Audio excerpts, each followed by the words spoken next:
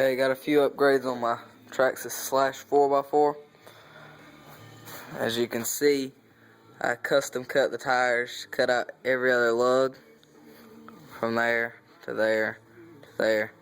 Left the center lugs, but actually cut them out with a Dremel tool cutoff wheel. RPM A-arms, front and rear. The RPM bumpers, front and rear. Actually, I have them taken off right now. I use them when I have the body on it. But right now, I built a custom roll cage for it. And what I like to call is an antenna relocation kit. And your stock antenna comes up to about right here. But I took mine, and since there's some slack in the receiver box, pulled as much slack as I could and run it all the way up through. Had to drill a hole in my custom roll cage, run it up, and laid it up top so I can go through deeper water and stuff. Because I use this mostly as a mud machine and a wannabe crawler kind of thing. Got that. Custom painted the battery holder. Actually, I have two of them. Here's the other one. Yeah. Got two of them, a stock one, and then my red one that I painted. Custom cut the Nerf bars for when I run the battery. Cut them down so that it would work fine. It would give me more ground clearance. Custom paint job on the roll cage. What I did is, it used to be painted red to go with the shocks. I'll get to them in a minute. It used to be painted red to go to the shocks. I wanted to paint it black, so I put a silver undercoat under it and sprayed some, here it is, some Rust-Oleum automotive primer on it, black. Left it out in the sun to dry, and it kind of cracked the paint job and stuff, so it looks like that now. So I thought it was pretty cool. I'd leave it the way it is. But painted the rear diff covers, front and rear. And my shocks are actually the stock shocks that come on the Slash 4x4. But my neighbor has two T-Maxes. And these are the springs off of a T-Max. And he put new shocks on his, so he gave me like 16 springs. And so I took the shocks and put the T-Max spring on it. And actually, they articulate really good.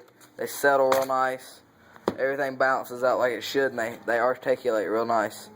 That's about 7 inches of travel. And they usually take I use the body mount screws for the roll cage. Right now it's broke actually. That's a spare part. I'm trying to find what's, oh. Okay, I took the slipper clutch and the motor, the bearing went out and I didn't know it, and went through a slipper clutch like this one.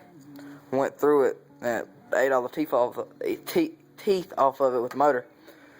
And so I'm waiting on that. Plus, with the wobbling effect on the tires because they're not balanced, I actually broke the two front drive shafts, and so I got two rear off of a Slash 2-wheel drive that I had. I used it for spare parts when I got this one because it was completely trashed and I got it from free.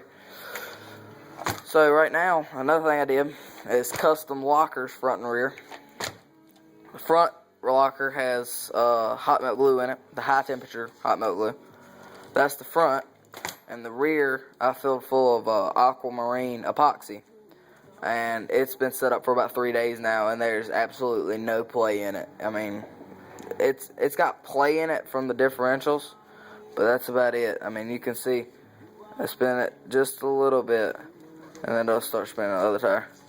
And the steering is actually really good on it.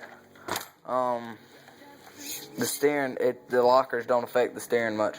Actually, they don't affect it at all.